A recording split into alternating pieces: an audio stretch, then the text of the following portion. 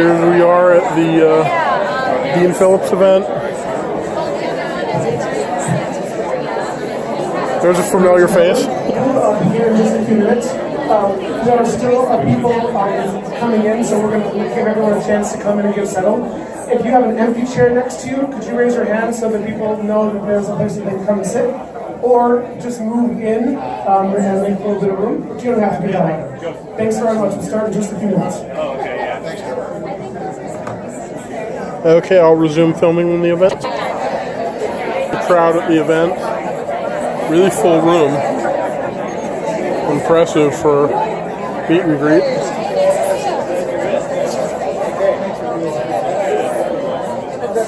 Got a full house. Start with the mic on. Good evening, everybody. Hello.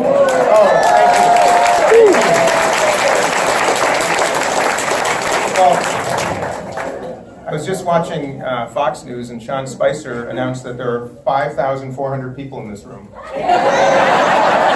So thank you for coming out tonight. I 3 months ago, I never, ever would have imagined that I'd be standing in front of you as a candidate for U.S. Congress. And I imagine some of you in this room couldn't have imagined 3 or 6 months ago that you would be here tonight this early to listen to somebody talk about this.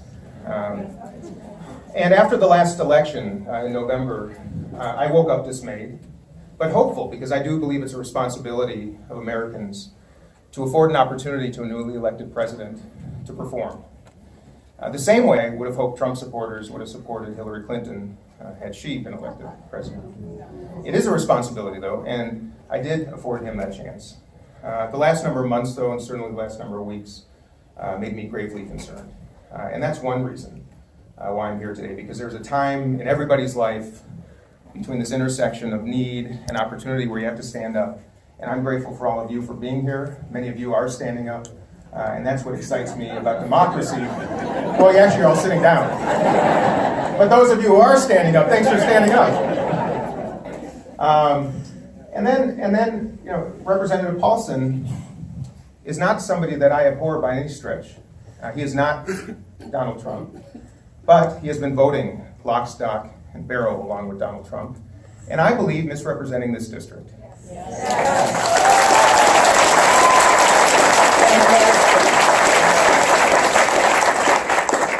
And I believe he is one of, there are 535 members of Congress, and because of the way that we finance campaigns, many are victims of this system where money makes people beholden to parties and special interests instead of their principles.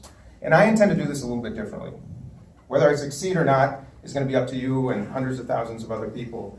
But I do believe we can do better, and that's what I intend to do, and that's why I'm here tonight. So thank you for joining me. I'm going to start. There are Democrats in the room, there are Republicans in the room, there are independents, and gosh, there are some people filming on behalf of the Republican Party and some of its interests, and I welcome them too, because that is participation. And I intend, if I'm successful in this pursuit, and I certainly intend to be, to make ends meet. And the ROTC scholarship afforded him the tuition he needed to attend the U and then law school at the U. And he chose to serve his country because of that ROTC scholarship instead of deferring, and was killed in the Vietnam War in July of 1969 when I was 6 months old, leaving my mother, Dee Dee, who's in the room tonight, a widow, and me without a father. And we moved in with my great-grandparents in St. Paul. And for 2 years, that's how our life was, until my mother remarried Eddie Phillips. And, oh, someone's got to have the phone.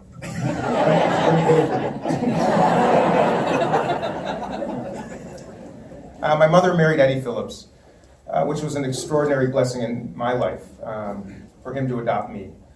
We went from tragedy to me being adopted by a family of great success, great ambitions, and most importantly, a family that recognized that there was a very, very thin line between advantage and disadvantage, and that it was incumbent on those who succeeded to take care of those that were on the other side of the tracks.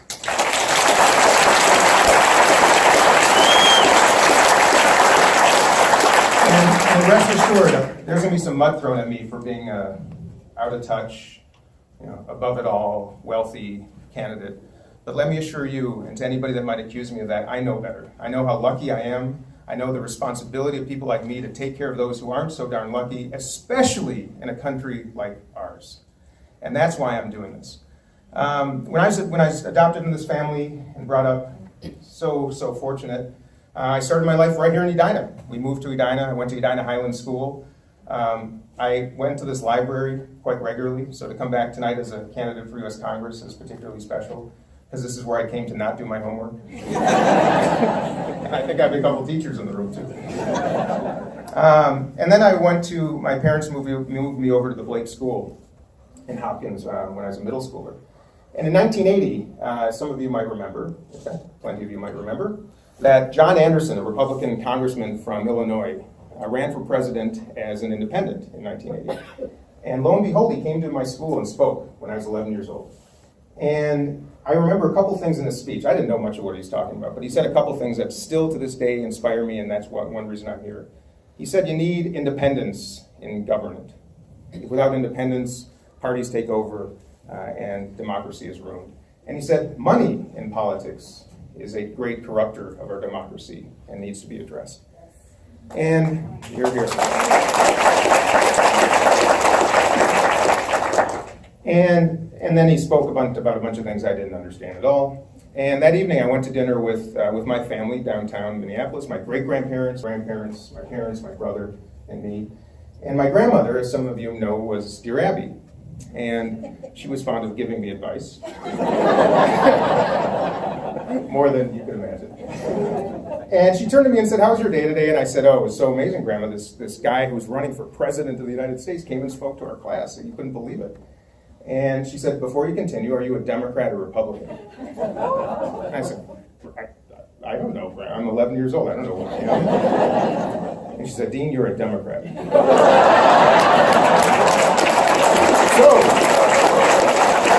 So, Dear Abby anointed me a Democrat in 1980, and here I am today. But back to growing up, you know, in this family, there are two intersections in our family that are important: business and philanthropy. We are a family that believes business is a means to an end. That's how I was raised. That a job of a business isn't just to return profit to the owners. It is to recognize that there are a lot of people that made that possible. First of all, paying taxes. You know, without streets and without education and without educated people, I mean, it doesn't matter. Anybody that says I'm a self-made, you know, anything is lying. That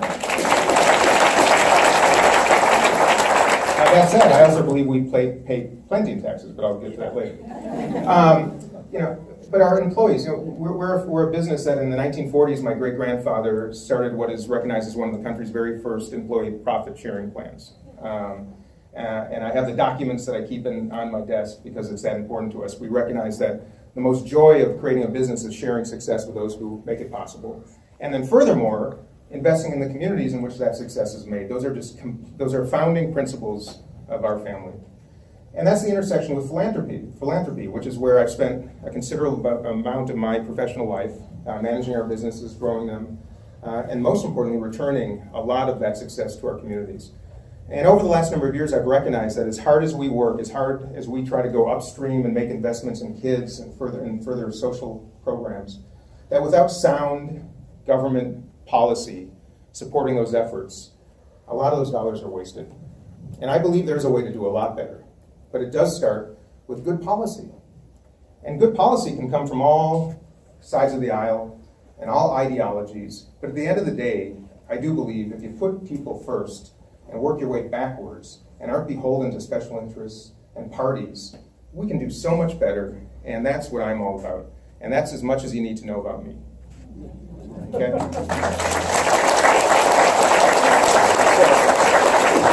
So with that, I would like to turn it over to you. You can add, there's anything is fair game. I'm not going to tell you I'll answer everything, but anything is fair game. And I'd love to hear what's on your mind. I'd like you to challenge me. I'd like you to enlighten me. And I'd like you to ask, oh, I think there's somebody who wants to speak. So I will turn over the microphone. Well, here, I'll just hand it to you and answer the question. And say your name and where you're from, if you would. My name is Tim McGee, and I'm from Bloomington. I'm very concerned, along with a lot of other people who are here tonight, about what's happening to healthcare. And I wonder if you would say a few words about your thoughts about healthcare, what you think ought to happen. Okay.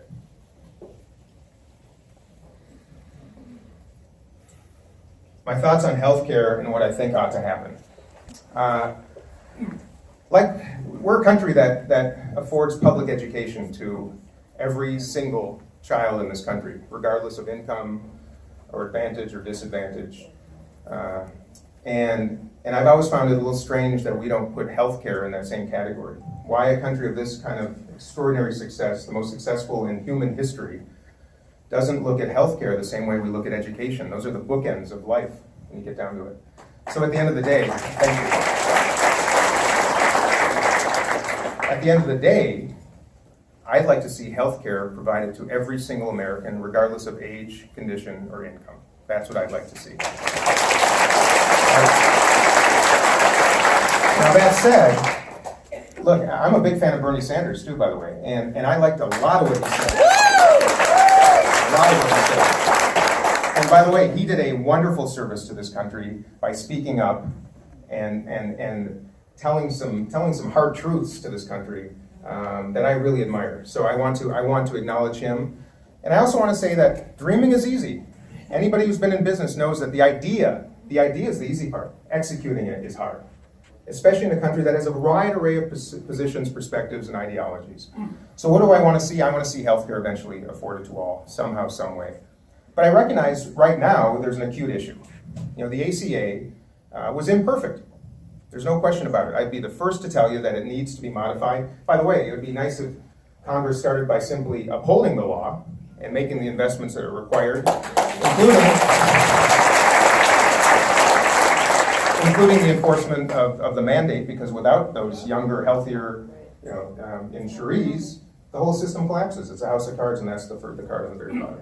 So that's the acute issue right now. The ACA definitely needs to be modified and enhanced. I know one thing: the AHCA is completely misguided.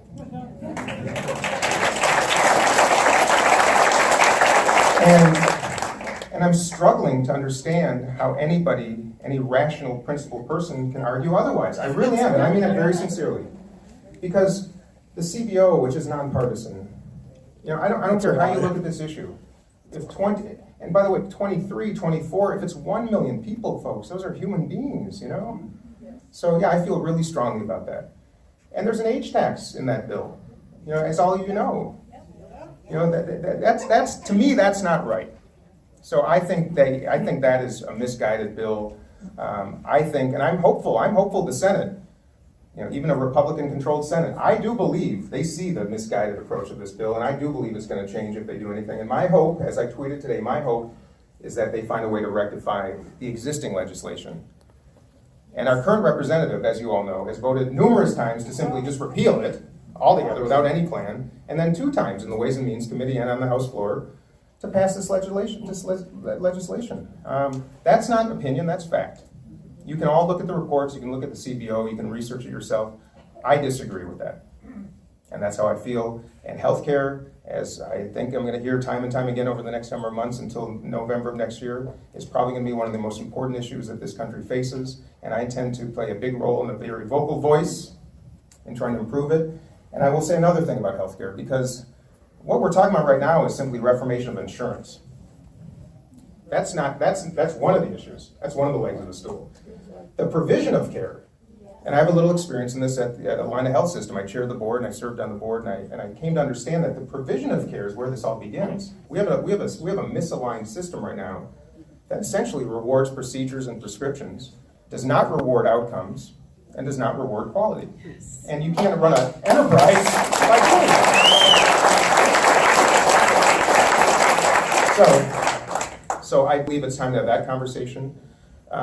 We devote this, let me say it this way, healthcare consumes almost 18% of this country's gross domestic product. That is almost double the developed money being pulled off the table by very smart enterprises that can be redirected, I believe, to provide care, and where everybody can win. There's room for everybody. When you're consuming 18% of our GDP for healthcare, there's plenty of room in there, folks. And I intend to try to find a way, a bipartisan way, with thoughtful Republicans, to try to find a way to rectify that and be an enlightened country that leads again Talk about making America great again. Let's start with doing nice things for people. So we're getting started on that. All right, another question. Right here in the front row. Richard Laybourne from Bloomington. There's an issue that many people don't address, and I have a number of issues that I'm concerned about. But that's the issue of military expenditures. I guess we all know that Eisenhower warned against the military-industrial establishment.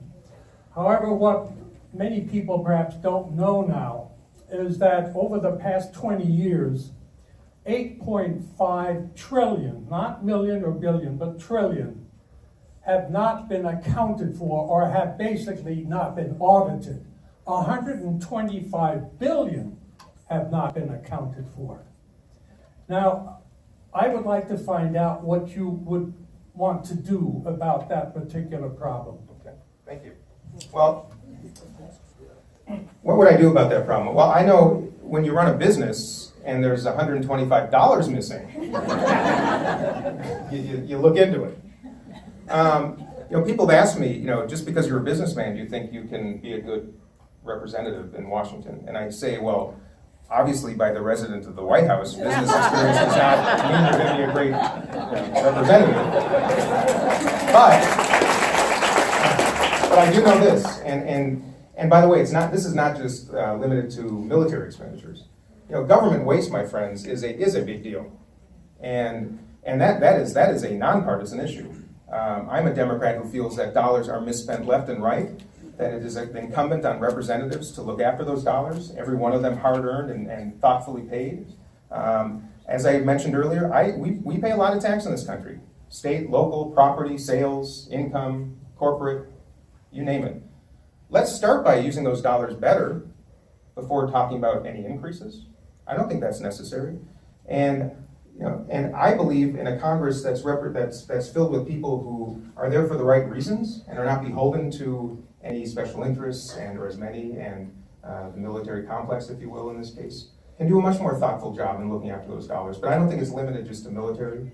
And by the way, I'll also say military expenditures in this country, a lot of the greatest inventions of this century have come from some of those investments in the military, which is troublesome to many, and I understand that. I think a strong national defense is terribly important, but the dollars should be well used. Dollars that go overseas should particularly be, looked after more thoughtfully, because who knows where those end up. And I share your concern. I'm a different Democrat than you might be accustomed to in that respect, and I will use my business experience to demand audits and to hold people accountable who need holding accountable. Yeah, let me go back in the back of the house, and then we'll come back up. And a nice giggle gets you a couple extra points. All right, hi, I'm Emily McCarthy. I'm from Brooklyn Park. I've got a lot of questions. Oh. But I only have two that kind of go together. Okay. One is that this district, the 3rd district, actually has a huge wealth and race gap in it. And I'm curious, A, how you plan to bridge that gap from, say, Brooklyn Park all the way up to Wayzata and Minnetonka? And also, how do you plan to continue to be informed on your constituents' wants, needs, views if you do win and take office? Thank you. I'm going to answer your second question first, which is I'm going to show up and I'm going to have town hall meetings.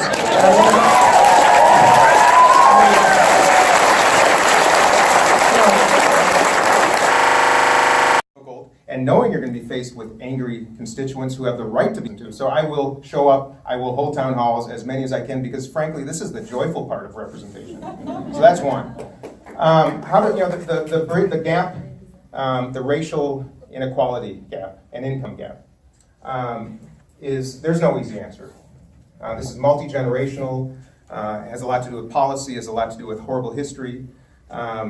I will tell you that a lot of my professional life in philanthropy has been dedicated to both understand the whys and, most importantly, invest a lot of our family's resources in trying to rectify those whys.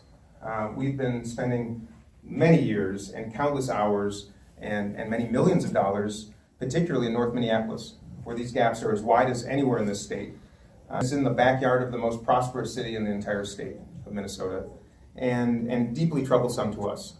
And we believe that every child, regardless of where the child is born, to whom the child is born, and under what circumstances the child is born, is entitled as an American citizen to be afforded an extraordinary education. Not a good education, a great education. And it starts there.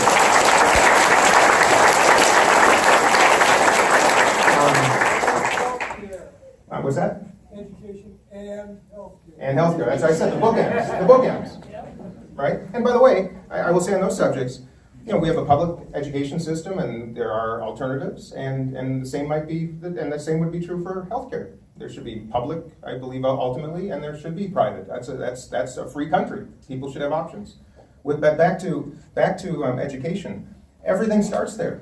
If a child has an education and has at least one person that believes in him or her. By the way, we've done a lot of research, and we're starting to find that if a child has just one person that believes, an entire life can be different. So we invest heavily in mentorship, in scholarships, and I won't even go through the list. You can look at that perhaps on your own. But that's what we believe. And I want to look at things like, why don't we develop like a Peace Corps, but of retirees who have wonderful experience, go into schools, who can go into schools and support teachers in classrooms and mentor kids. Because it's not about teaching. Teaching, we got great teachers, we need more good teachers, but mentorship and someone believing in you makes all the difference in the world. That's not an expensive policy issue. That's not something anybody would really disagree with on either side of the aisle. And it's simple things like that I've learned that I think we can at least approach and test and do better. I could go on for hours and have a wonderful conversation with you about a myriad of other ways that we can do better in that respect. But I want you to know that as a family that has known its share of persecution in the past, and was disadvantaged well before it became advantaged, and fled a country that was persecuting our family to come to this extraordinary country. The people we think about most are the ones that are facing the same circumstances that my family faced 5 generations ago. And that's what's on my mind, and that's why I intend to recognize.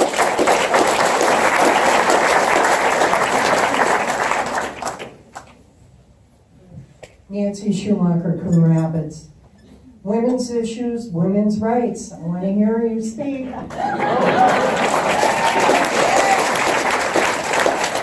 Women's issues, women's rights, I want to hear you speak. I might write a song about that. I'm the father of 2 teenage daughters, one who's 19 and one who's 17. And when they asked me why I was doing this, I encouraged them to go to Emily's list and look at the voting record of our current representative. And they did. And there's nothing I could have said or done that would have inspired my daughters to support what I'm doing than having a look at that. I believe women, well, first of all, my mother's in the room. I think mothers should be paid more than anybody. And I mean that sincerely. Women should be compensated at the same level of men doing the same job. That shouldn't be an issue. Women should be able to make their own healthcare decisions regardless of what other people think.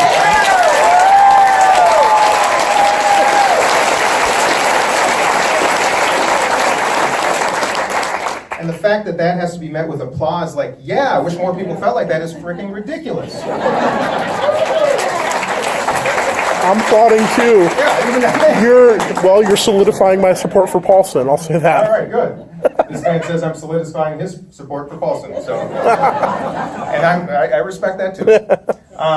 So I feel strongly about women's rights, about equal rights for everybody, civil rights. That is in my DNA. And as the father of 2 daughters, I will not let them down. I rest assured, I will not let them down. And boy, I wanted to see a woman become president in the last election because I wanted my daughters to know that anything is possible. And I will do whatever it takes to do. All right, I'm going to move to talk about the right side of the aisle.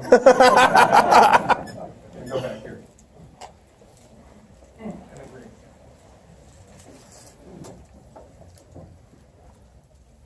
Lisa Kelber, I'm moving to Edina in June, and I'm concerned about public transportation, particularly about the light rail. I'd really like to see the light rail go around the 494, 694 loop.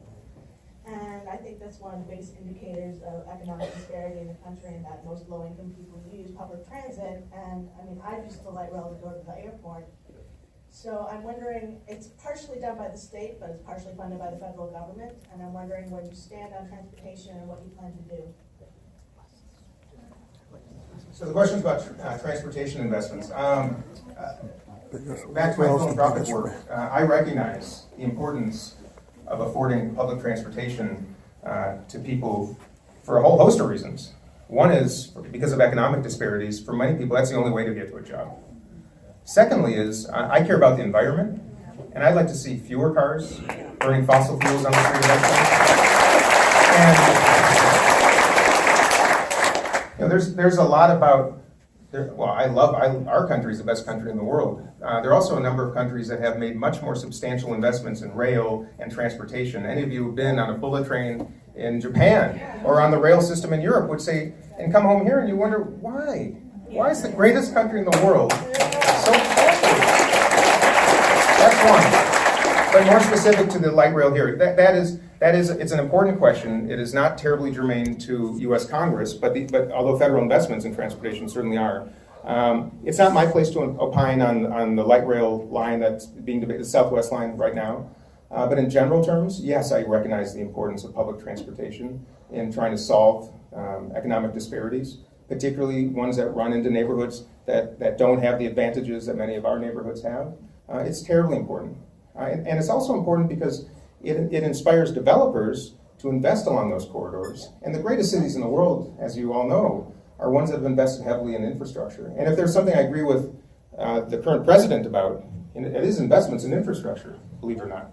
Boy, if I go to Washington and he wants to make those investments, I'm all over it. I'll be the first to say that, because that's not about politics or even about him. That's about what this country needs. And if he doesn't raise his hand and actually fulfill it, I'll try to be one of them that does, because it's terribly important. Thank you.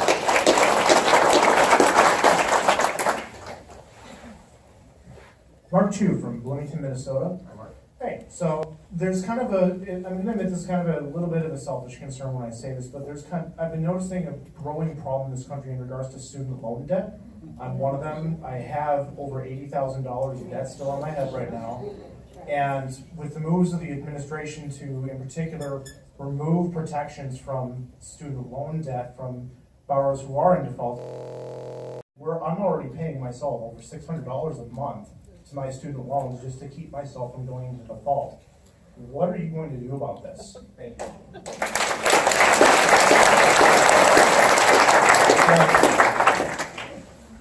It goes back to education. The fact that with all the wealth in this country, that so many have to take on so much debt simply to afford themselves, the achievers have to afford themselves an education to take on that kind of debt and start in the hole to that degree, is shameful. I think it's wrong. Every question we're going to talk about tonight, though, has a cost. There's no question that for me to get in front of you and go through the wish list of things that I'd like to see is easy. How to pay for these things, that's a little more difficult. But I do believe there are some solutions to this. I think one thing, what you first brought up was, why is student loan debt treated differently? Why can't it be discharged in bankruptcy court? It's absurd. You can discharge any other debt, stupid debt. I'm talking about debt people take on for making dumb decisions. And yet the debt you take on to better yourself and to become a providing, productive member of our society is really shameful. And that should absolutely be changed. Don't get me started on Betsy DeVos. I've never,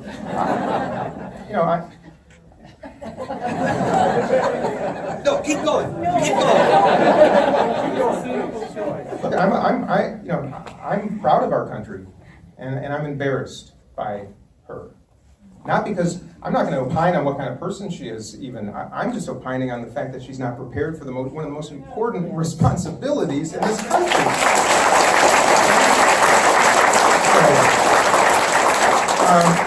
As I said when I started this evening, I wanted to hear what's important. I'm glad you brought that up. I know it's important.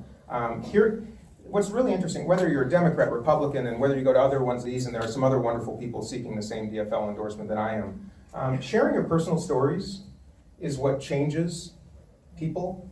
It makes it personal. When you read 23 million people are going to be thrown off, or will probably lose insurance if this bill is ultimately passed. that's hard to reconcile. When someone tells a personal story that you just did, it changes things. And that's why I wish our representative would get in front of people and hear more, because that's what it takes. So thank you. That's a really nice. I'm coming to you. Oh, I was going to go right back here. That was Okay, hi, sorry for the false start there. My name is Maggie, I live out in Chaska, and I think that I actually drove near you at Target. Yeah, that spaz waving, that's me. Yes, it was great, it was really magical, yeah. The questions that have been asked so far have been very substantive and pretty policy driven. Mine is a little bit less tangible, but a little bit more philosophical. Particularly in this last election, I mean, none of us really like it every 4 years when there's a presidential election. We can't talk to certain family members and it gets really awkward. But this felt different. This felt visceral. This felt very primal. This felt like we were watching the end of human decency just in front of us in many ways. And you know, regardless of policy, I mean, nobody who likes Donald Trump can even pretend that he's acting like an adult. One of the things that we would really like to see from this district is a return to that decency, but more importantly, an actual voting record that can back up that decency.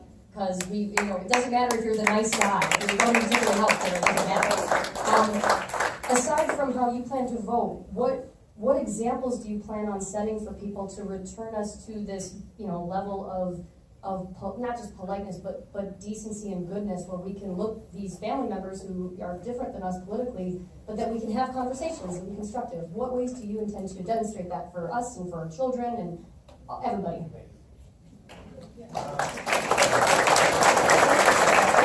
So, you had a few things in there. Starting, I don't want to talk a whole lot about Donald Trump tonight, but I do want to recognize something even more important than him, because he was a vehicle. People are angry, and some of you are, and for good reason, I believe. But this election was a wake-up call, and that there's a lot of people hurting out there. And regardless of your opinion on him, there are a lot of people hurting that saw as their only way to be listened to, which is, to me, this is kind of a metaphor for what I'm talking about tonight with Eric Paulson. People just want to be heard. This is what America is all about, is people like me standing in front of you, being one of you, and listening, and then trying to represent your interests in Washington, D.C. And that doesn't happen so much anymore. So he tapped into that. And I do give him credit for that. He tapped into anger. So I want to just acknowledge that. Decency, it's fundamental. I'm a philanthropist, and that's two roots linked together. And it means love of humans. It's not about money, it's about loving people. I love people. That's one reason I'm doing this. That to me is my purpose. That's what a country like this is all about. That's how we got to where we are, because we love each other. And I want to see that happen again. And it is my belief that there are going to be a lot of people like me standing up right now. And with the support of people like you, we can change this. I say, it sounds like a dumb slogan, we can do better. But you know what? We can do better.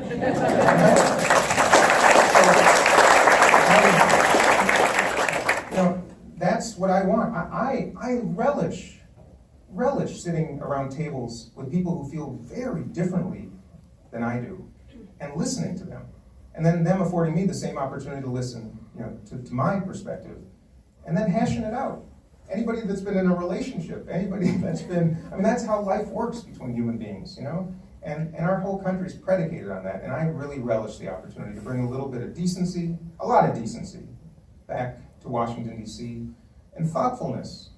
And I do believe this starts with campaign finance reform, which is a big issue. It's probably don't have a chance to the minute that people become beholden to interests other than the people that they represent, this all falls apart. All falls apart, and decency is lost, and principles are foregone, and I won't allow that. And I want to play a role in making it nicer. I'm going to come back to you. Hi, I'm Rick Bloomfield. I'm from Minnetonka. My question to you is, I love your position. It sounds like your positions are good. The question I have is, I think Paulson, is he a four-termer at this point? Five. So he's a bear to beat, and he's great at marketing, and he's moderate, and he's not moderate. Too moderate for me. He does all these things to position himself Too moderate for me. as moderate. So, can you walk us through like some of the, how do we educate people that he's not moderate, that he goes down party lines, that he's not what That's he the appears problem. to be, that he's a perfect family man? Well, here's the good news. The 3rd District here in Minnesota is one of the very last true swing districts in the United States of America. Okay? It is one of the best educated, it is one of the highest income, most engaged districts in this country. And I would argue the way this district goes in the next election is a bellwether for many, many years to come. And I believe, and I know, I've had more Republicans reach out to me proactively in the last 3 weeks since my candidacy to have coffee, to learn about me, not even so much about policy right now, about principles and values. I've had a number of them say that we saw in Eric Paulson a reincarnation of Jim Ramstad. And by the way, if Jim Ramstad was our current congressman, I wouldn't be running.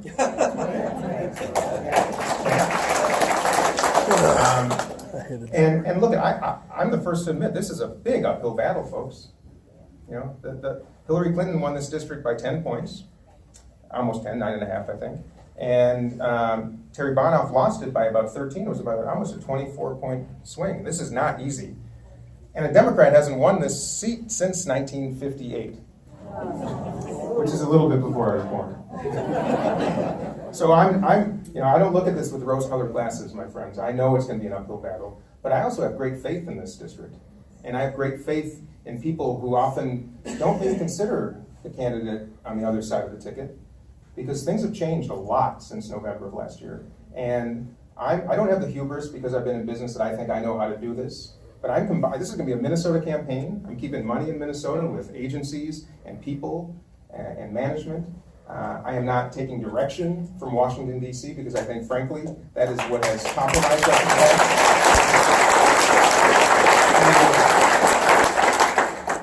And I believe I can combine some of those experiences with the best of experience in this world, the political world, and do this better. And that starts, this is my job. Every day meeting people. And I'm going to be driving in parts of this district that many of you probably haven't seen before, and I'll do it joyfully. And I'm going to do it one person at a time. When you're in business and you're building brands like I've done, it starts with one at a time. And you have to have patience, and you have to have fortitude, and you have to have decency, and you have to have good ideas, and you have to listen. And I think we can do it. But I can't do it alone. I can't do it alone. I need you. And I don't just need you. I need you to tell your friends. I need you to tell your conservative friends, that I'm independent-minded. I'm not going to appeal to every single Democrat, and I'm not going to appeal to the far-right Republicans, but I do believe my principles and values align with just about everybody, the massive 90% in the middle. And I think if I have the opportunity to tell my story and you help me do that, we can do this. And if we do it, this district will go from one that is almost unknown in this country to one that is actually nationally recognized.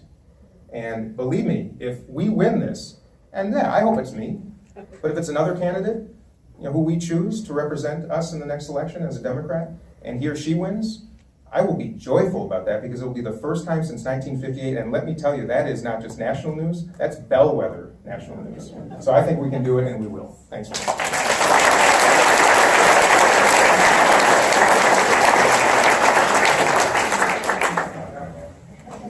Paul Williams from Bloomington.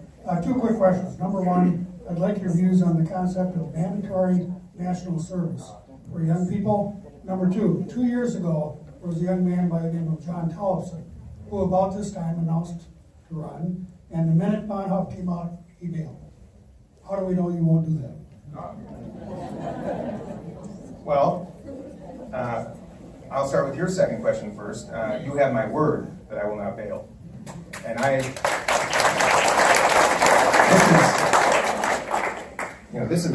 this is just too important to bail. And I intend to stick this out and go as long as you are willing to take me, because I can't take you, you have to take me. And I mean that with all sincerity. Your question about national service is an extraordinary one, because some of the cultures around the world that I honor the most are ones that actually implore national service. And by the way, that doesn't just mean military service, because I don't believe that that is the only answer. I do believe we should have national service in this country. I think we'd be a better country. And we should afford those choices. If you want to join the Peace Corps, join the Peace Corps, right? If you want to join the military, please. We need members of the armed services in this country. And if you want to volunteer in schools, we should have a national Peace Corps, a national school corps. There are so many ways. And boy, the greatest experiences of my life have not been the ones where there was a profit motive. It's been the one when people were affected in a good way. When I was a camp counselor, when I was in college, the year after I interned for Senator Patrick Leahy on Capitol Hill, I was a camp counselor at the camp that I went to in Maine. And it was the most joyful summer of my life at that point, because of the responsibility and the way to make a difference in young people's lives. And I recognized right then and there that I wish every person my age could be a camp counselor for 1 year. So I think that would be an extraordinary achievement. And again, I think that's something that both parties could agree would be beneficial to this country. So I feel strongly we should consider that, and I'm glad you brought it up. I'm going to go to the other side of the room now. How about the front room? Hi, my name is Claire Severson. I'm from Eden Prairie. And so I will preface by saying that I am incredibly pro-choice, but I also recognize that we have a number of single-issue voters who are pro-life, and they will vote for the pro-life candidate. So what I want to know is, how do you plan to address people who are pro-life? Thank you. So I am very pro-choice, and I said it earlier because I believe that women should reserve the right to make healthier decisions in their best interests along with their physicians.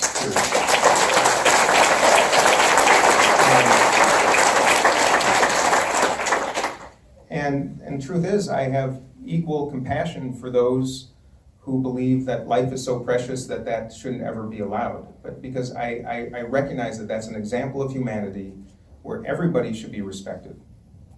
And for any of us to not honor people who thoughtfully convey those feelings, I think we're doing a disservice to ourselves. I really do.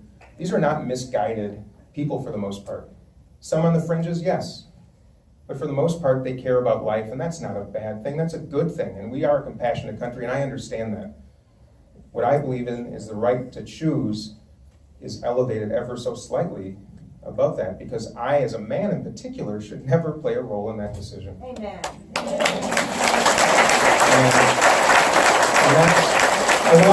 I'm glad you brought it up, because it's another example of, no matter how you feel on this subject, and I honor both, everybody wants to see fewer of them. Everybody in this room, I imagine, wants to see fewer abortions. I'm one of them.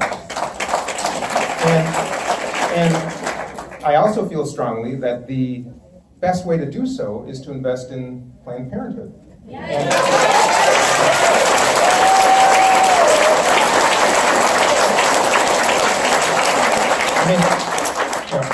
You don't have to study a lot of policy to know that that's probably the biggest difference maker in reducing abortions, and thankfully they have gone down over the last number of years. So I believe we should invest in those. Do I understand why some taxpayers don't want their dollars used for abortion? Yes, I do.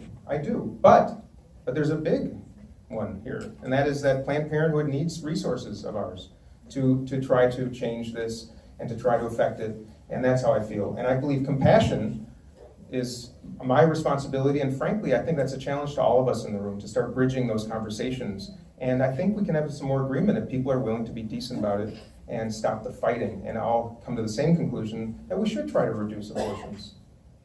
That's how I feel.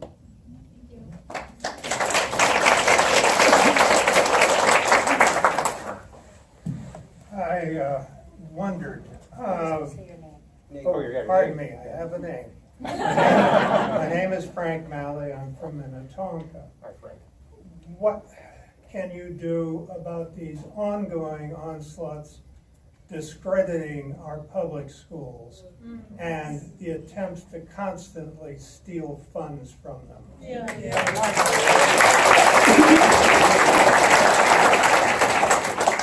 unlike Betsy DeVos, public education is, in my estimation, and actually amongst many of the developed world, many recognize our public education system to be the great difference maker in making America the country that it is. I also believe that we are using, in many cases, 19th century teaching models to educate 21st century kids. I think those are both truths, and I think they're both right. Because she is someone who started in public schools, went to charter schools, and then came back to Lucy Laney because she saw the drain that the charter schools were taking from her public school and felt it was her responsibility to take care of the kids back at Lucy Laney who didn't have the engaged parents. So here's my perspective on this. I'm about innovation. The successes in our families' businesses have come from thinking a little bit differently and doing things that hadn't been tried and pushing the envelope a little bit. And in that respect, charter schools only formed because our public schools, in some cases, were either devoid of the resources necessary to educate kids or simply didn't have the right people doing it or the system wasn't right. So I do believe in a country like ours, there should be laboratories. And I frankly wish the public school system was better set up to accommodate some of those tests. That's how I feel. Coming back to the fundamental question, if we don't, and when I say invest in public schools, I do mean invest money, but it is not just about money. It is about elevating the profession of teachers, rewarding them more.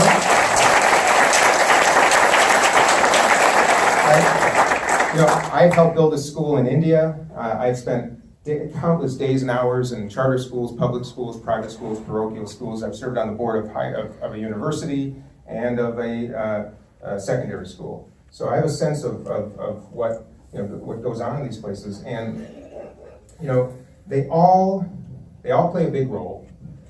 We have to recognize that people who send their kids to private schools or even charter schools are doing so because they want their kids to do better. And I believe we can.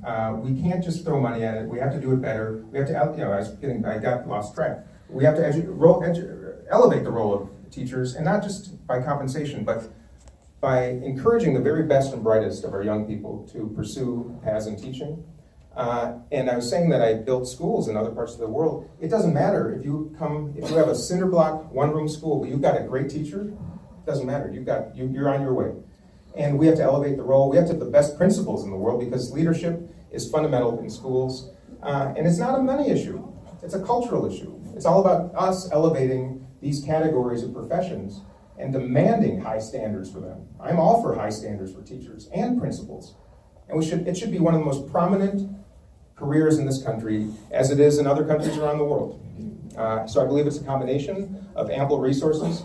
I will tell you proactively, I'm opposed to vouchers because I think that drains public schools of resources. But look at, then we have a responsibility collectively, our country, to do better in public education, folks, because we cannot stand pat, and teachers' unions have to be part of the solution, to collectively. And I believe we can do that.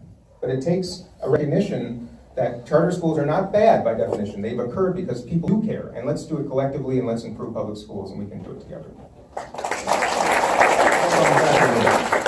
How was the middle of this section?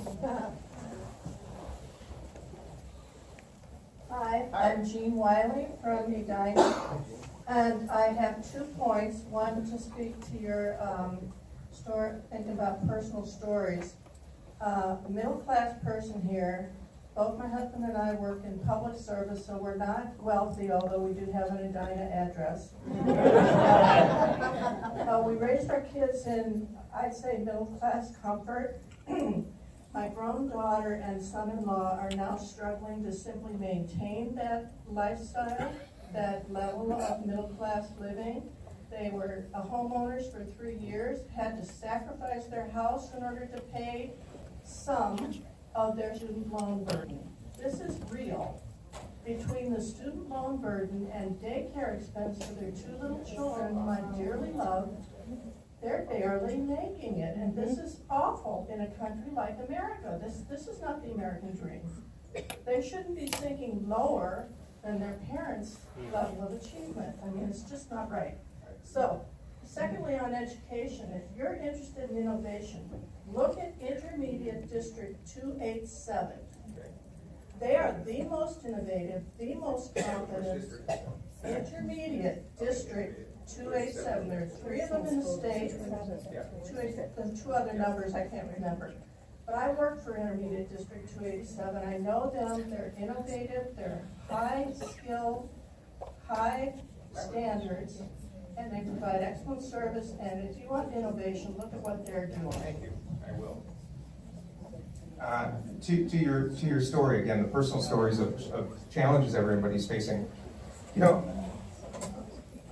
if we don't have a strong middle class in this country, forget about it. Right. And I, you know, a lot of people ask me about tax policy and about trickle-down economics. And I say in some cases, and I'm going to weave this into a little bit of story, trickle-down economics works in some cases. When the government affords big defense contracts to companies, that does work. It provides a ton of jobs, develops new technologies, we sell it overseas, it does trickle down.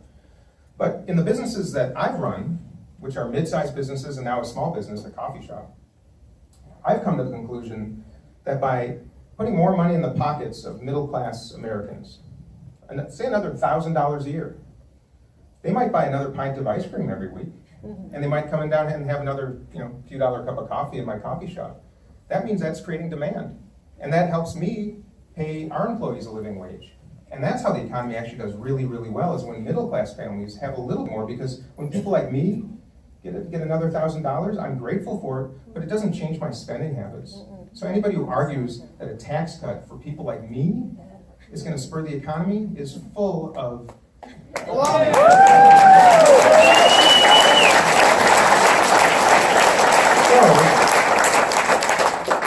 So I want to say to you that if I'm ever so fortunate as to represent you and your family in Washington, that's exactly what I want to try to achieve.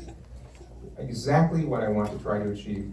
And there are a lot of ways to do so. And I agree, and I think there's a lot more agreement on this subject than is currently being portrayed from Washington. And I want to be one of those voices that encourages us to work together.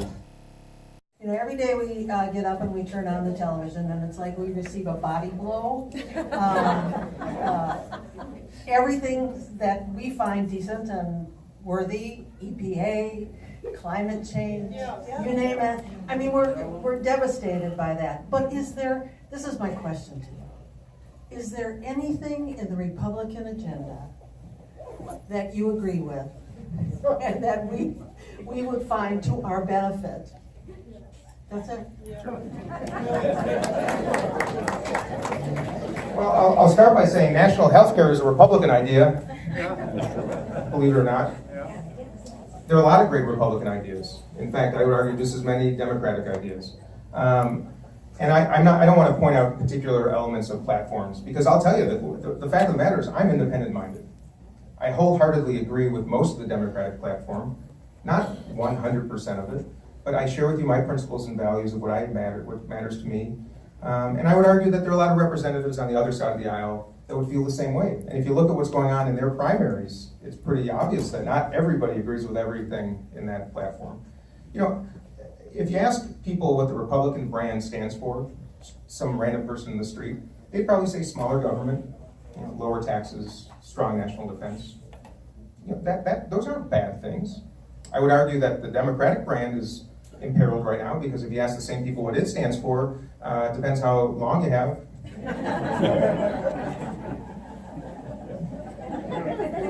So what I'm trying to say is that no party has a monopoly on ideas. I refer back to the Hubert Humphrey in 1948, young mayor of Minneapolis running for Senate, speaks to the Democratic National Convention in Philadelphia. And he implores to the arena, it's time for us, the Democratic Party, to get out of the shadow of states' rights and into the bright light of civil rights. And Democrats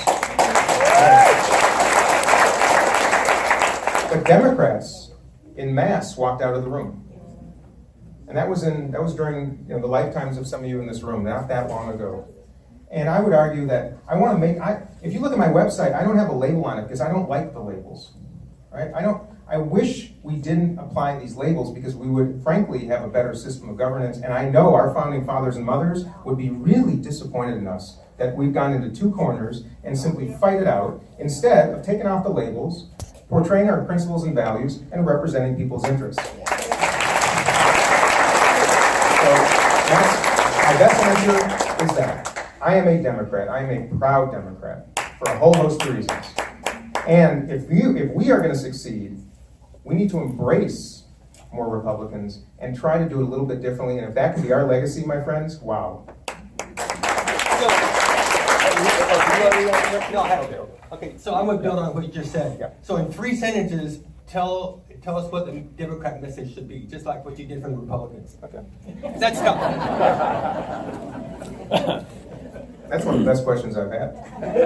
I might just tell you how great it is so I can think of a good answer. Yeah, how much time you got?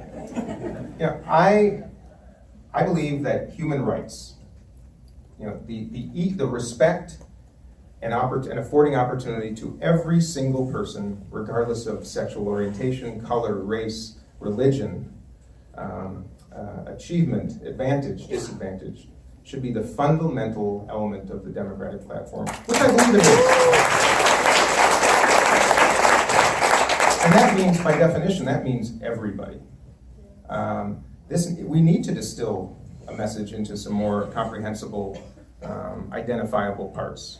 And I believe that's not something I should articulate. I think that's something that from these sessions with you, as I listen to what's important, as I go through this process, for 15-hour days for the next year and a half, God willing, I will learn, and I promise you, I will come and present to as many of you that want to listen what I believe our platform should look like and how we should articulate it.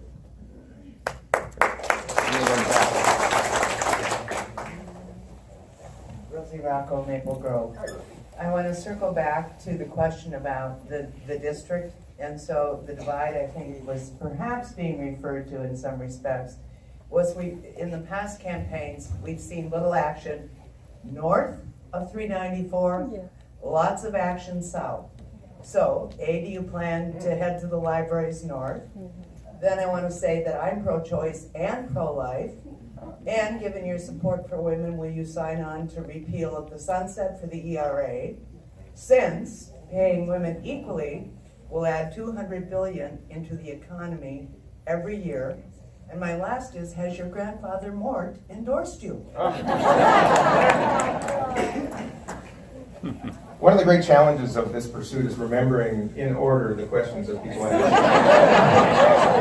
So I'll start with my 98-year-old grandfather Mort, who is reaching the end of his life, is fair to say, I believe.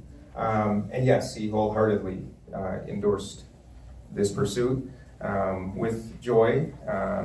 And I know in his heart and head, reflecting on the fact that 120 years ago, for a family to flee persecution overseas, be welcomed into this country, and afforded the chance to do better in a safe environment, and then to see one of the grandchildren, 5 or 6 generations down the road, even be in the position to do this, because there was a time not long ago where that probably wouldn't have been possible, is very joyful to him.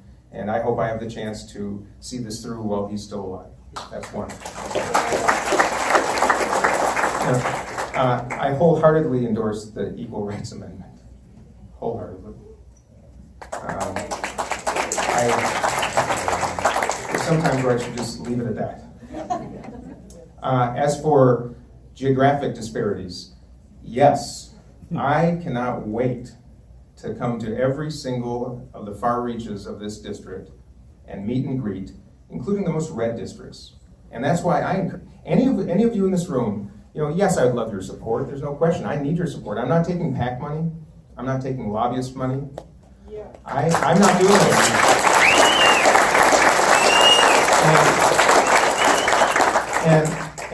And I'm also, I'm not going to entirely self-finance a campaign, because I don't think that's what this country should be doing. I don't think we should just have candidates of means and candidates who own the party. So that means I got to work twice as hard, and I got to go twice as far, and I'm doing that joyfully. And the answer is yes. I want to have these gatherings with 5,400 of you in every room And I encourage you to reach out to me and my campaign and extend invitations if you'd be so kind. I want to come visit you. I want to do kitchen table visits. I want to do library visits. I want to meet everybody that's willing to at least sit down and have a talk and change the conversation. So the answer is absolutely. This is the first of many, and I like how this is going so far. So I think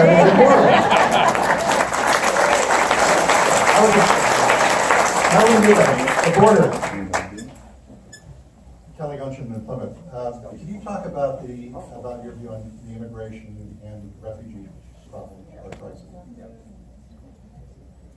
Thanks, Kelly. Are there any Native Americans in the room? Did someone raise their hand? Okay, first of all, okay, I don't mean to point anybody out, but that's joyful to me because, but for you, the rest of us are immigrants. Yes.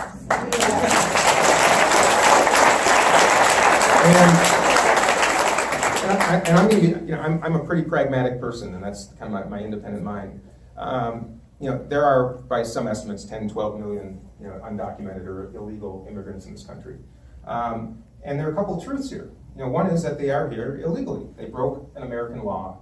And I do believe that there is a process, what I would call, not amnesty, but redemption. If you break the law, you pay a little price for it somehow. And I believe there's some bipartisan support to finding ways that can be achieved. Nothing would break my heart more than somehow sending these people away. Because I'll tell you, we need them.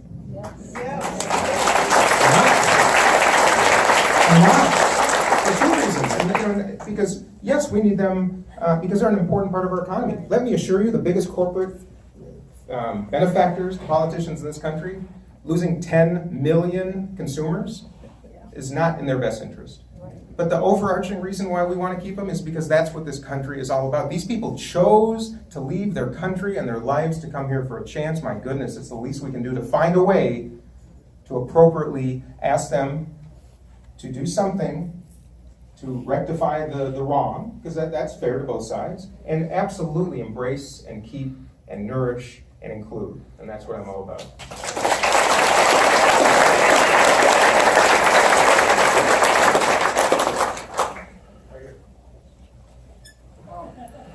Oh no. It's going so long, I'm running out of battery. My name's Larry Nelson. I have a spare one, fortunately. Unfortunately, I'm a Pittsfield resident, so I'm on CD5. I've done a great deal of door knocking in CD3 for Democratic candidates. Hopefully you'll be one of them. I'm going to call it to our Republican friends who are taking me to get my good side.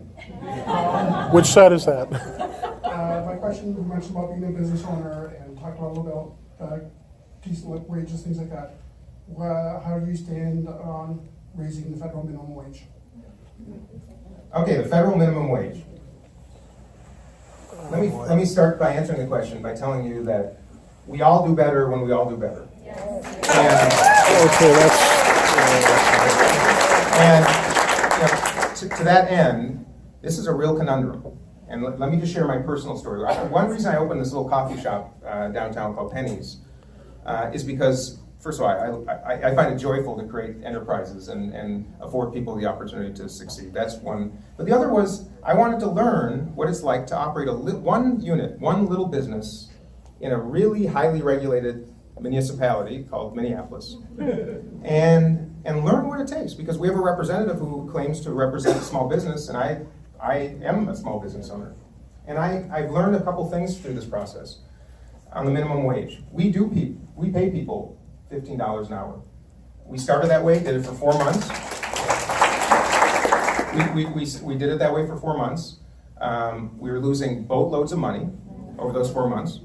So we have an employee, we have all kind of employee gathering every once in a while, and after the first of the year, we sat down with everybody and said, look, we want everybody to share in the upside, and we ask everybody to share a little bit in the downside, and it's a struggle right now. So a handful of people started making $12 an hour, but with their tips, we're still over 15, so everybody was still over 15. And then we had our first modestly profitable month in April, and we took everybody back to 15, and nothing made me happier.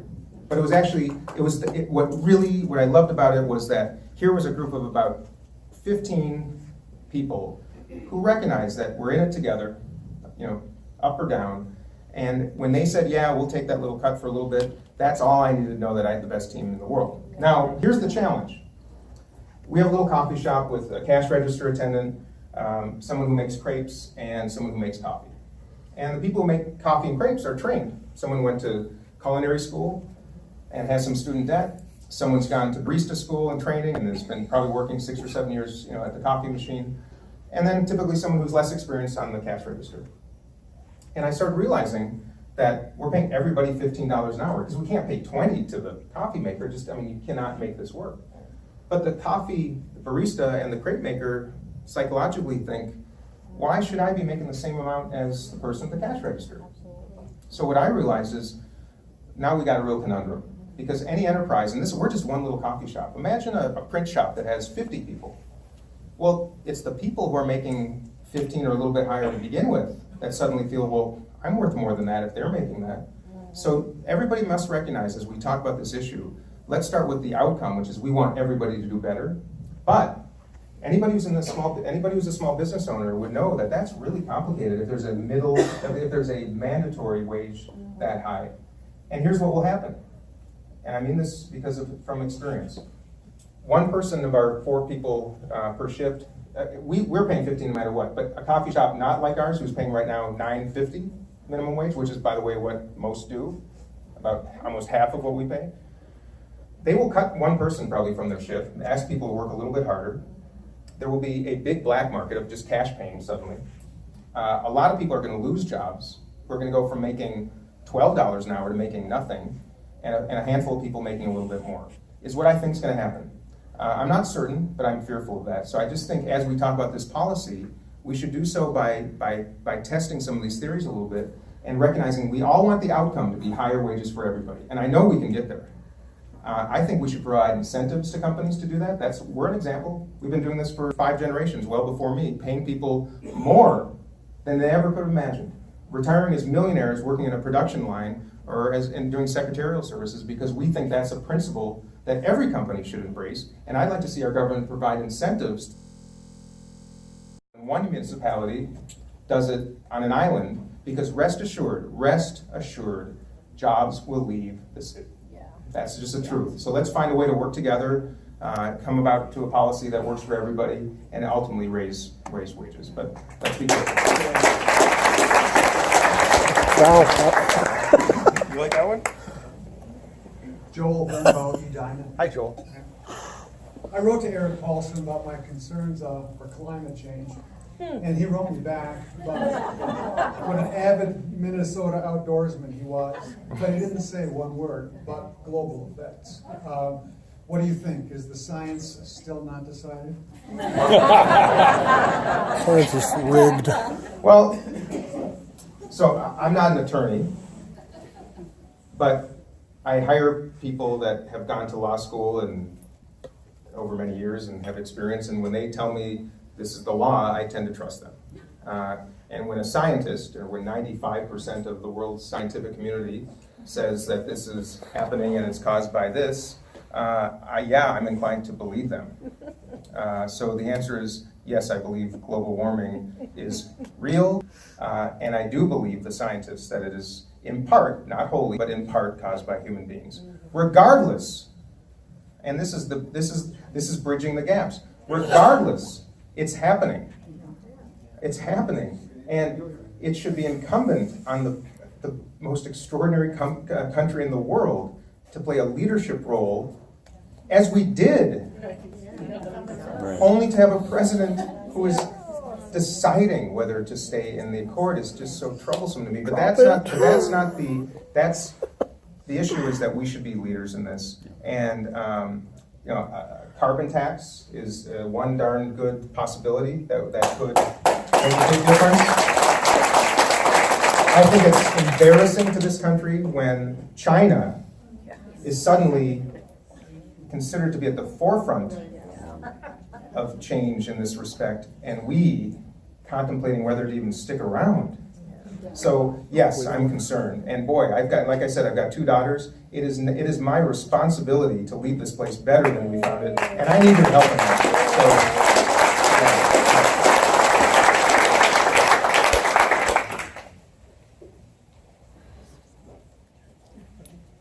So, I'm Rachel Linton. I'm from Edina. I just want to say, first of all, I actually worked as an intern on Terry Bonoff's campaign, so I know a lot about, the ways to reach out to people, and I guess, so I go to school in New York. I just finished my second year, and in New York, I go to a very liberal college, and everybody cares about politics. And here, especially after working on the campaign, I realized, just not that many people care, especially young people.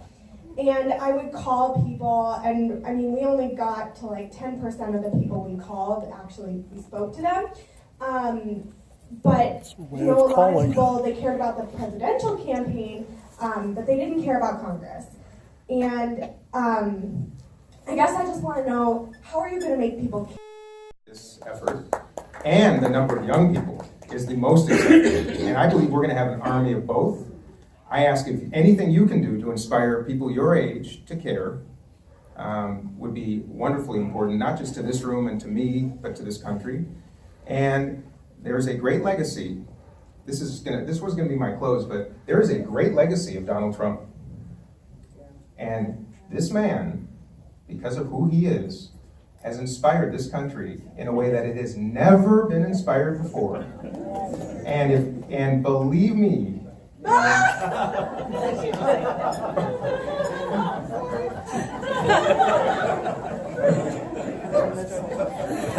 wasn't the punchline. This is, my dad used to say this thing to me. He's like, Dean, life is about turning chicken shit into chicken salad. And that's what this is all about. He has given us an opportunity, and he has done this country an extraordinary service just because of his ascendancy to the presidency, that people are going to care. And I know this next election it was going to be one of the highest turnout elections this country has known in this generation, if not many. And we will, one day at a time, one person at a time, I believe this district, the 3rd district in Minnesota, will be one of the highest turnout districts in the country. And if that alone, if my candidacy or anybody else's inspires that, that is massive success. And that gives me great confidence in the future.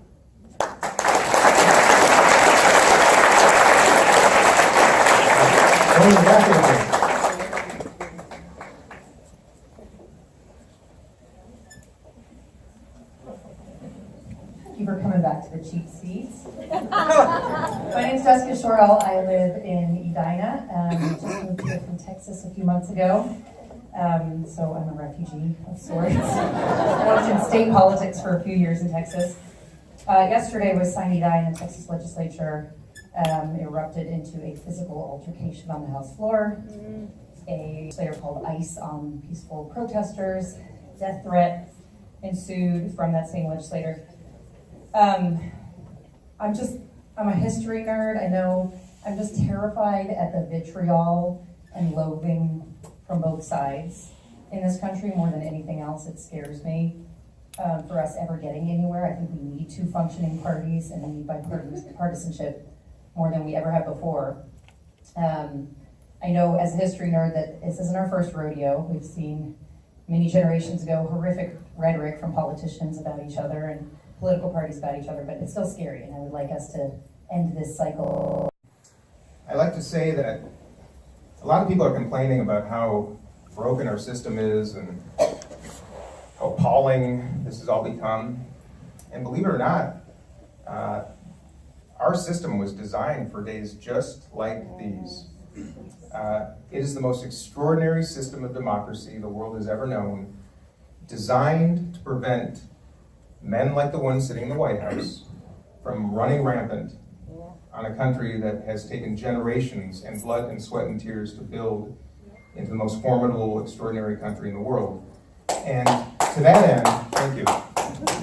And it's true, checks and balances are fundamental to our success. And it is times like these where the vitriol and the anger does spill over, but I would argue that is not a hardware problem, that is a software problem. That is the people in the system. I'd like to be, if I'm successful, I'm just one of 535 voices.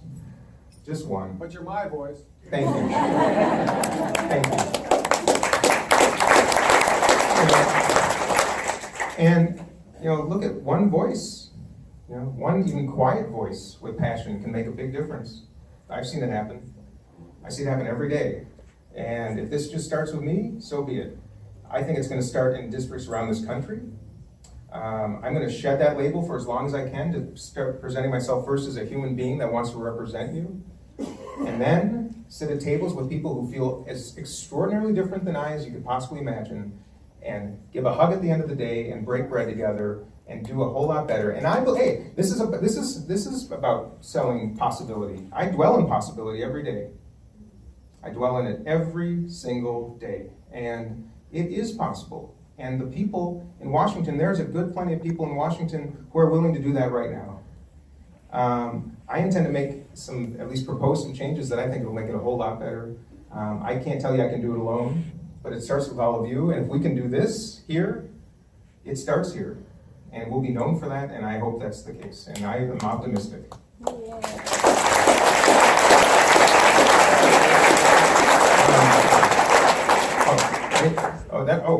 You've been either saluting or waving for a long time. No, not that. No. Thank you. Stan and Mindy Hargrove, we live in Wayzata, we're small business owners downtown Minneapolis. I was really disappointed that it was an hour and a half into the thing before anything about climate change came up. My question to you is a two-part question. One is, what's your sense of urgency about it? Where does it set in your priorities? And number two, what really do you think is the best policy approach? And I've heard really three things that make sense. You got the carbon tax, you got cap and trade, and you got a bunch of regulations. Go.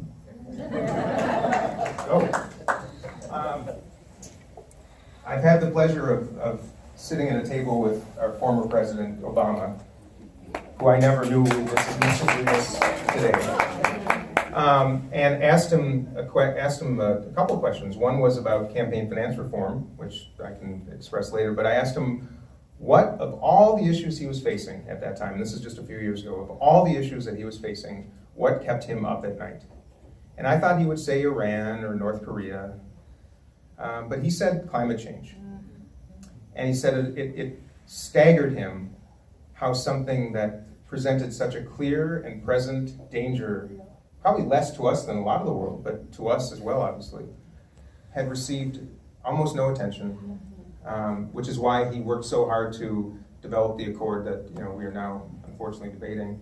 And he said nobody can even put a price tag on what it's going to cost Miami and New York and San Francisco and coastal cities around this country when the seas rise just a few feet, which is not, I don't think that's not an if, that's just a when. Look at New Orleans. You know how many billions of dollars that cost us? Billions. So that inspired me. I came here tonight to listen to what priorities of yours are.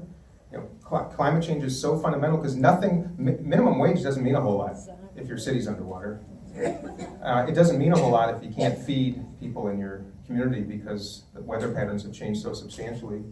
And it's, as humans, we have this interesting ability to kind of compartmentalize things that we can't comprehend. And I think we simply can't comprehend, what is so frightening. And I'm not a scientist, but I do read heavily and I study, and I've read both sides. I believe it to be not a matter of, again, like I said, if, it's just a matter of when, and it has to be a singular priority. I do believe I don't have policy to present to you tonight. I do believe a carbon tax is the most obvious, and most importantly, the quickest. We don't have a lot of time. Some reports are saying that we're talking about a matter of maybe a decade until things really change dramatically, at most. And a carbon tax would be the quickest way to make fundamental shifts in the economy. And we've done this before. When during wartime, entire industries are developed. And anybody who argues that by a carbon tax would kill jobs is simply fundamentally misguided. The investment that we would make in new energy to save the planet is massive. And as all you know, more people work in the solar industry now than work in the coal industry. Why don't people talk about that? Right? So I believe that is the most important approach, in addition to some others. But when the rest of the world is getting on the wagon faster than we, boy, we need new leadership, and I intend to try to affect it.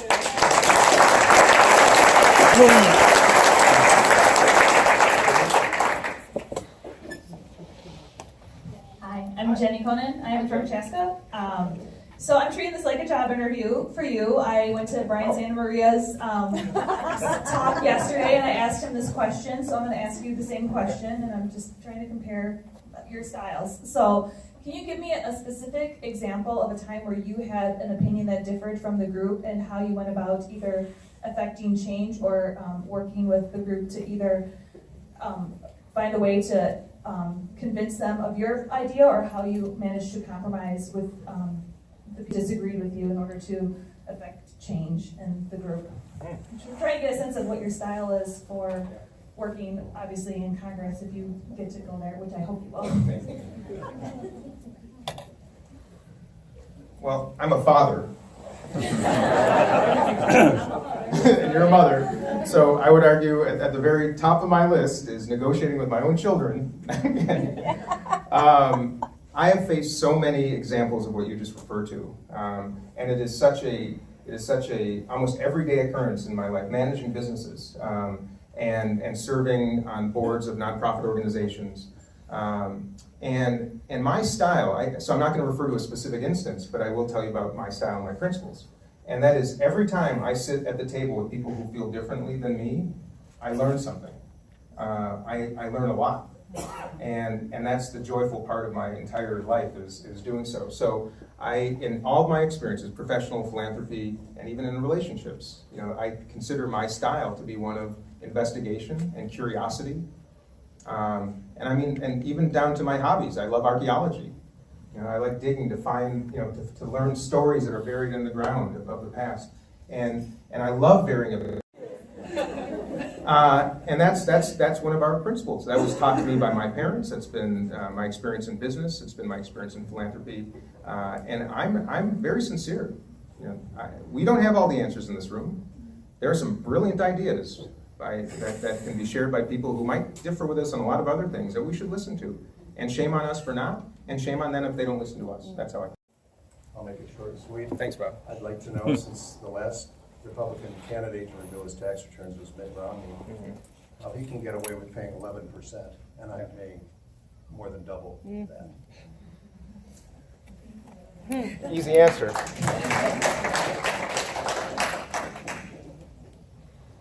Warren Buffett is fond to point out that his administrative assistant pays a higher tax rate than he does. Those of you who might be in financial services know there's something called carried interest, so where hedge fund billionaires pay this capital gains tax instead of a corporate income tax that is, to me, really misguided. It's such a shocking reality of our current tax system that's even allowable. That's a travesty, put it plain and simple.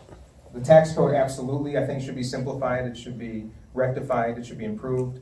I think, again, there are ideas on both sides to do that. It's not fair in a country like ours. And by the way, I will go on the record as saying I think U.S. presidents should absolutely share their income tax returns.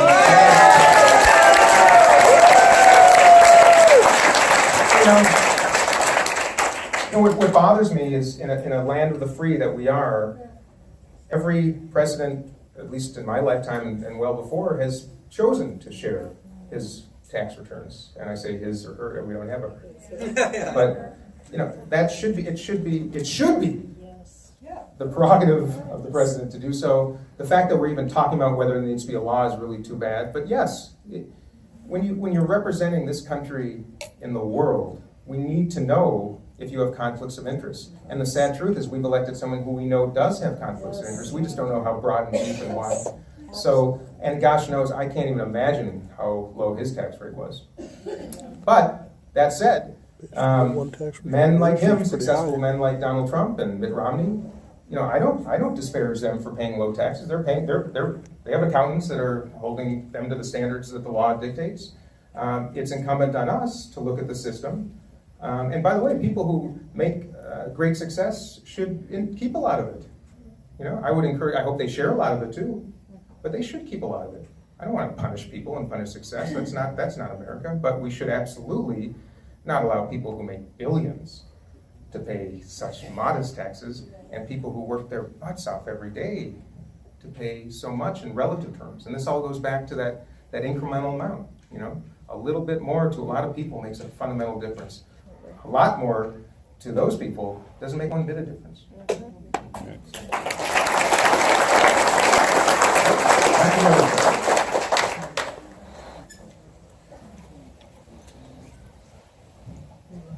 My name is Mary Rose Watson, and I'm from Maple Grove.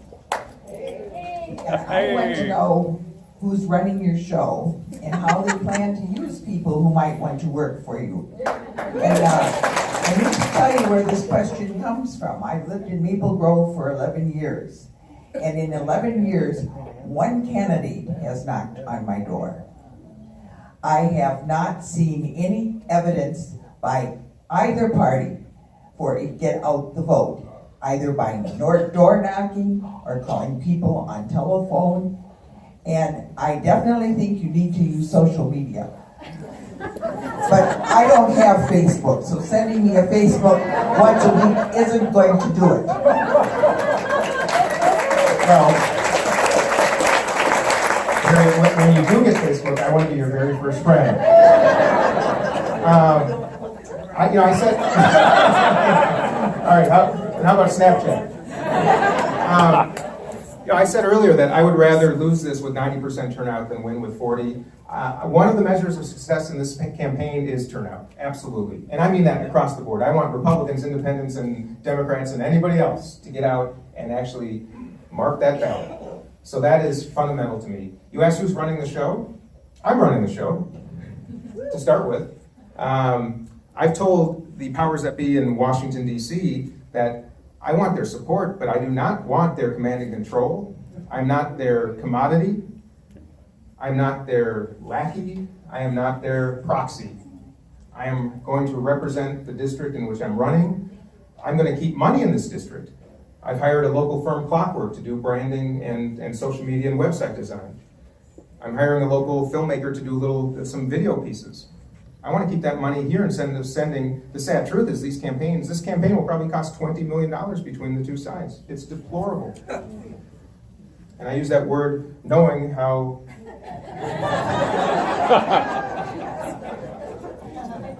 charged it is. It's deplorable. Deplorable. This is going to be a Minnesota campaign. I'm hiring a Minnesota team. I want Minnesota volunteers. I want support from wherever it can come, of course, when it comes to people helping me, but I want it from this district. That's how this should be. Representation should be about here.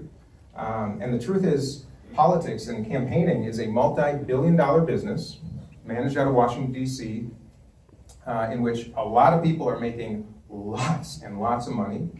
Like the healthcare system, it is completely misaligned with those who it is supposed to serve.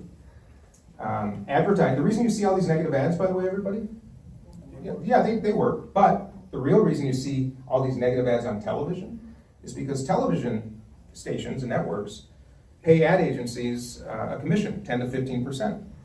So if you were running political campaigns, and by the way, so agencies come to candidates and say, look, you don't have to pay us anything. We get paid on the commission. And candidates are like, well, it's wonderful. Well, so where's the incentive? It's to spend as much as humanly possible on television advertising, because that's the last medium that still pays a commission back to the agencies. So in many cases, campaigns will generate hundreds of thousands of dollars in income for the agencies.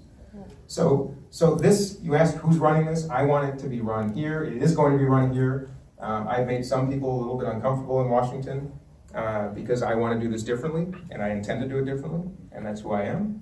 And I would love your support, whether you're on social media or not. And there are 700 and some thousand people that live in this campaign. There will be plenty of room for you.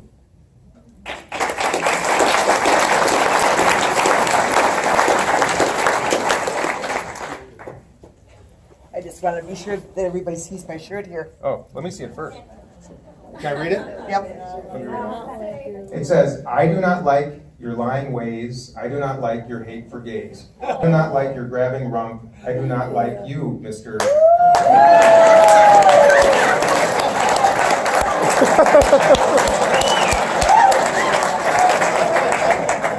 My name is Dottie Gilkison, Bloomington. since we're talking about money, thank you. Since we're talking about money, Citizens United, how do we get the money out of politics? Thank you. Thank you, thank you. In my estimation, money in politics is the biggest corrupter of our democracy. It needs to change. If I intend to accomplish, we talked about some of the most important things, climate change, healthcare, and in my estimation, campaign finance reform, because I think that's the underpinning of what's wrong. Citizens United really troubles me. I wish that didn't happen. It's not good for either party. It's not good for the country. But here's another truth. This goes back to caring, the question you asked a little while ago. The information is there, everybody. In fact, when you go home tonight, Google Eric Paulson and where his money comes from. Okay, the good news is that we do have a system in place whereby it has to be reported for the most part. Now, independent expenditures, which is Citizens United essentially, that's hard, and that's a big part of the problem. People can hide behind the veil of all kinds of things. But let's just start with what is available, and look at not just Paulson. Look at all the members of Congress and where the money comes from, and then look at their voting record. Right. I mean, Eric Paulson in the last cycle, 2016, if I recall correctly, received $335,000 from pharmaceutical companies. Okay? And that's just one of the many categories of receipts from corporate interests. And I don't have anything against a lot of those corporate interests, but I think you can draw some really nice little dotted lines from those receipts to the votes. And that's how stuff works. So let's look at what does exist. And I ask you to do that. Look at it, and don't just look at it. Look at everybody's. The system's a mess. It's wrong. It's fundamentally wrong. And you look around the country. It's interesting. I watched the French voted, a few weeks ago. And it's interesting. They vote on a Sunday when people can get out and vote.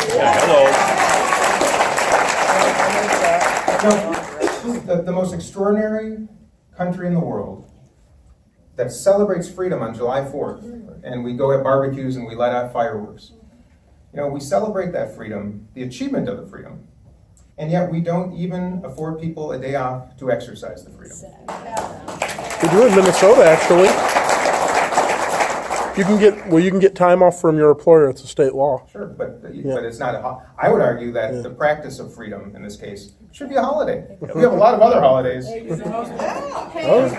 is in most. And I also believe we should condense campaigns. The fact that I'm doing this 18 months before an election is not fair to you. That should change.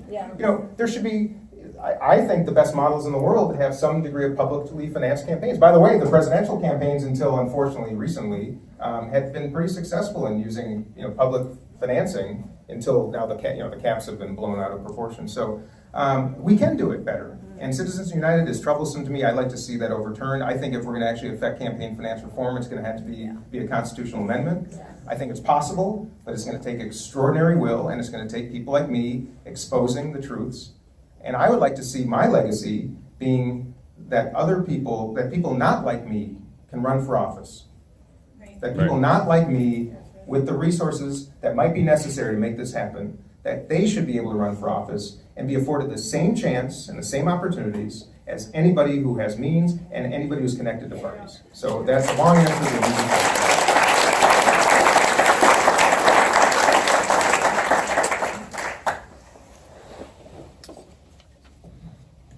What you're going to do about white supremacy.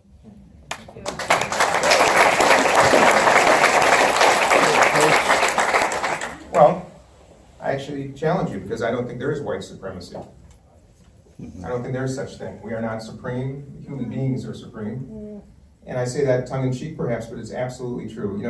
Kids who do that, learn it. I remember my children in pre-kindergarten, when referring to friends, they had a number of friends of color, and one particular kid, I remember they were referring to this little boy. And it took me, I couldn't understand who my daughter was talking about. She said, the little boy who wears those shorts every day, and I couldn't remember. Who wears those funny shoes? No, I couldn't remember. The one who wears glasses? No. The fourth or fifth thing on her list was his color. And I thought to myself, how is it that 5-year-old kids are oblivious? They look at the person, maybe the clothes, but the person. That means that they have to be taught that. You know, they have to be taught that. There are parents teaching their kids to hate. You know, and that sickens me. You know, and we can legislate to some degree, but at the end of the day, you know, I call on people of faith, and I call on churches, and I call on human beings, and I call on everybody who can make a difference in these lives to intervene in these kids' lives, because if they're growing up doing that, you know, that's just the beginning of what's going to be a traumatic existence for both the perpetrator and those he or she affects. So to answer your question, do I have an answer for that? Other than compassion? No, not particularly. Other than certainly civil, you know, rights legislation and anti-racism laws, and we have some good ones in place. If there's something that you think I should know about that we should be doing, I would like to turn the microphone back to you, because I feel the same passion for it. And because of my humanity, I find it so appalling and disgusting that I don't think it shouldn't be about laws. It should be about raising decent human beings. But I'd like to hear, do you have a proposition?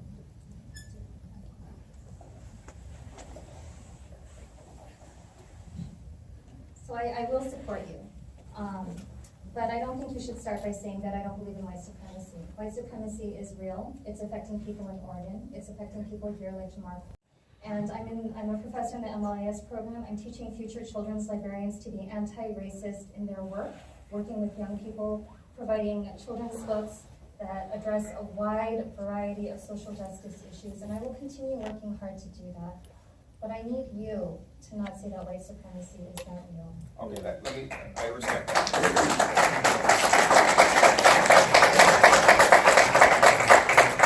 I hear you, and I want to clarify what I meant by that, which is not that. I don't believe children are not colorblind either. I agree with you that they learn this from their parents, and so that's where we need to work. Right. We need to work in education. We need to diversify the 96% of the white teachers in Minnesota. We need to get more educators of color into our schools, whether they are private or public or something else. Here. And I want you to know, what I meant by that is I do not believe whites are supreme. And that is exactly what I meant. I want you, I hope you. Quotes can be taken out of context. Indeed, and you're right, and I apologize for that. I wholeheartedly apologize for that.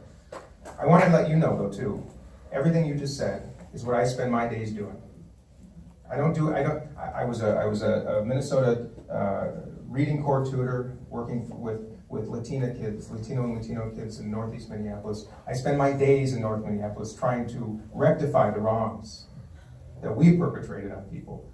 I've raised my kids to look at people's humanity, not their color, not their race, not their background, what kind of person they are. I understand, I apologize from the bottom of my heart if I offended you. What I meant to say is I do not believe whites are supreme. I think humans are supreme, and I wholeheartedly agree with you.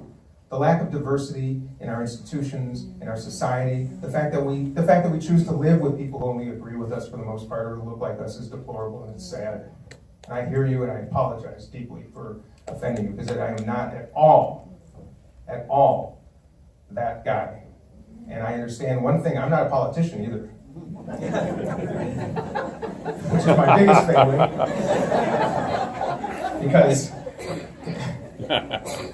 and there are people filming this tonight, you know, who are going to use that probably out of context, and I'll have to defend that. And it's because I'm not a politician, I speak from the heart, and I hope you know what I really meant. And I hear you loud and clear, and you inspire me, so thank you.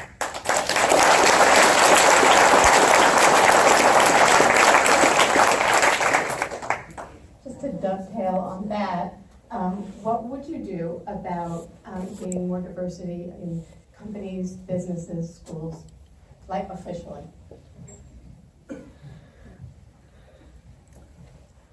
What would I do to encourage more diversity in schools and in enterprises? I spend a lot of my time and our family's philanthropic resources in starting as far upstream as humanly possible to provide education and community and support and healthcare and even clothing to kids who don't stand a chance right now.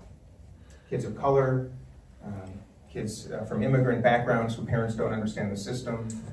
Because I believe the best work that I can do, whether it be in policy or my personal time, is going to the children and preparing them for those potential interviews and for those opportunities to serve and be wonderful, productive members in businesses and in schools. And I have worked hard in my nonprofit work, serving on the board of institutions, to implore more diversity. I serve as the director of the Walker Art Center, and you can imagine what my last 2 days were like. And I was the first person to call our board chair and call some other board members and say if there was ever an example of why this board needs to be more diverse, it is for days like this. So I believe twofold. Yes, we have a massive problem in this country, to your point, a massive problem that I understand and recognize. I choose to invest my policy thinking and my personal time and resources in changing a generation of kids so that they don't face those same challenges and persecution and walls and barriers and glass ceilings that their mothers and fathers faced. That is what I believe in, and I intend to do the very best I can do effective.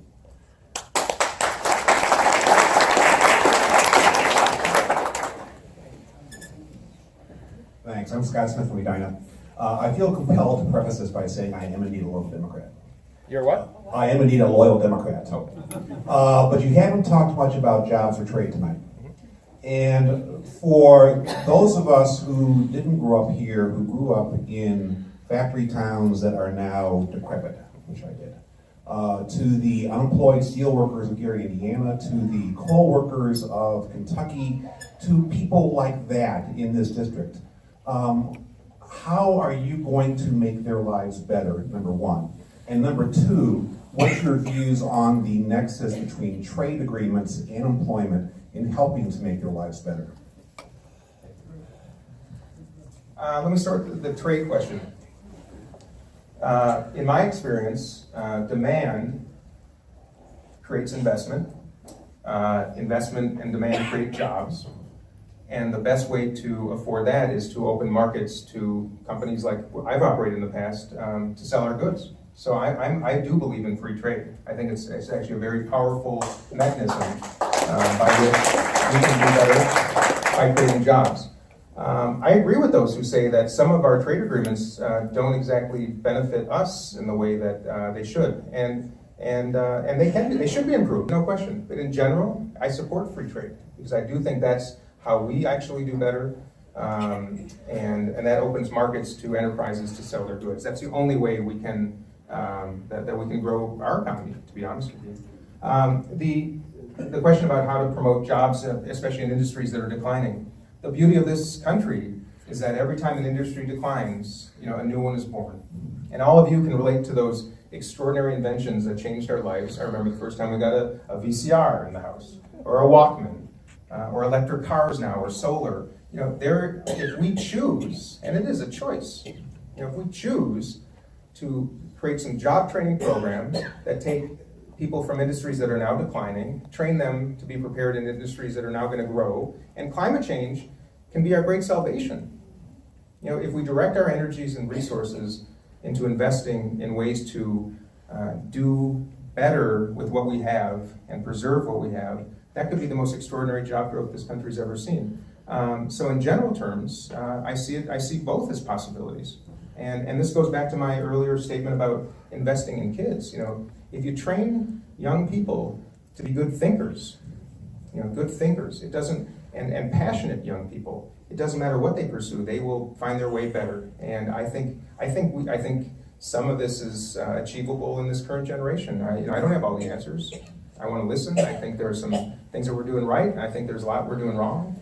But I think the answer is not in over-regulating or closing our trade channels. I really don't. I just don't think that's the answer. And particularly, I'm here to represent the people of the 3rd District. And a lot of the people in the 3rd District work at enterprises that survive on trade and manufacturing. And I would love to repatriate corporate profits that are stuck overseas because of our tax system. Talk about a huge boon to this economy, repatriating those corporate profits, even if they're just spent on dividends, And stock repurchases, that would be an extraordinary stimulus to this economy. And that's probably a little bit more of a Republican way of thinking. But I think that's how we can do better. There's a little bit of a nuance in that answer, because I think that is something that there's no right answer. It's a little bit of both. Yeah.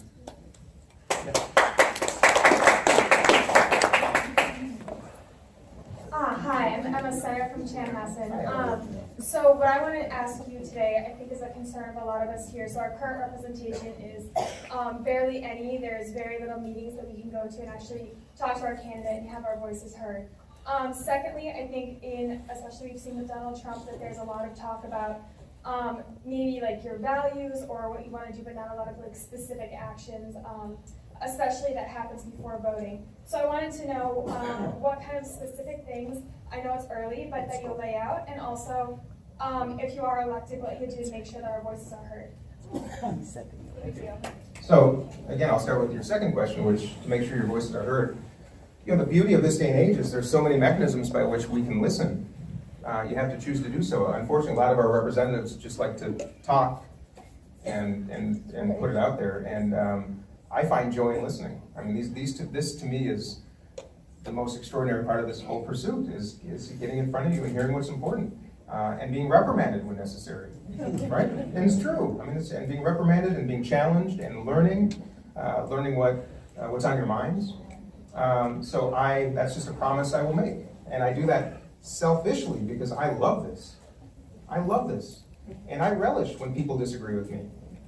That's not the time to back down. That's the time to stand up and listen. So I will do that. To your question about specific policy, you know, I came here tonight. I have very strong opinions. I've shared a number of them with you. Some of them are probably aligned very much with your respective positions. Some of them probably a little bit on the other side of the aisle because I'm pragmatic. You know, I believe a lot of times I'm a big dreamer and I love revolution, but for the most part, success is achieved by evolution, and that's how we have to look at this. That's why I refer to Bernie Sanders. His ideas there's some wonderful ideas. Free college education for all, free healthcare for all. Who doesn't want that? But we have to find a way that it works and that we can pay for it, and it doesn't sap this economy of everything that makes it good. So when you talk about policy, I'm here to learn. I'm not a politician. I've got a lot of experience, but not as a politician. And I'm going to try to bring that experience to this policy formation. And I'm a believer in redesign and innovation. And we don't have a lot of those people in Washington right now. Not a lot of innovators, not a lot of redesigners. So I will gladly answer any question you have about policy. I'll share my opinion. But I did not come tonight to share specifics. I've learned a lot. And every time I do this over the coming weeks and months, I promise you I'm going to learn a little bit more. And by the time November comes around, you will see a very, very well-informed, thanks to all of you, still not a politician, but someone who wants to represent you. All right, I think we got time for one more question. And I think I'm going to go right. Orange, I was guessing. I don't know why. One more question. This is not a question. I'm Rondi Rayton. I'm from Eden Prairie. Hi. I'm so glad I came tonight. It's been hard having Eric Paulson represent us. We have a gay son, and we've got great strides for gay rights. And it's going back again. And it just means so much to see you here say these wonderful things, and I'm filled with hope for the first time.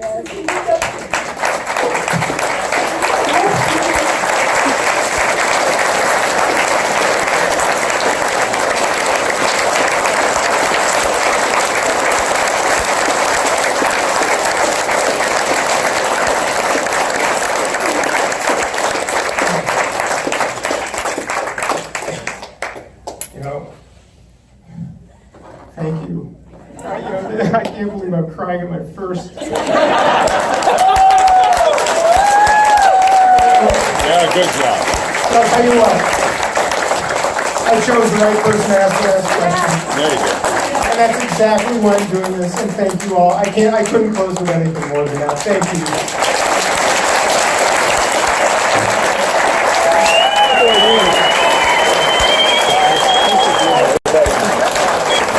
Howdy. I enjoyed it. Thank you. Yeah, I'm